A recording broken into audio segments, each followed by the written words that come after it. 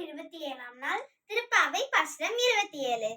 கூடாரை வெல்லும் சீர் கோவிந்தா, கூடாரை வெல்லும் சீர் கோவிந்தா, உன் தன்னை பாடி பறை கொண்டு யாம் பெரும் சம்மானம் நாடு புகழும் பரிசினால் நன்றாக சூடகமே தோள்வலியே தோடே செவி பூவே பாடகமே என்றனைய பல்க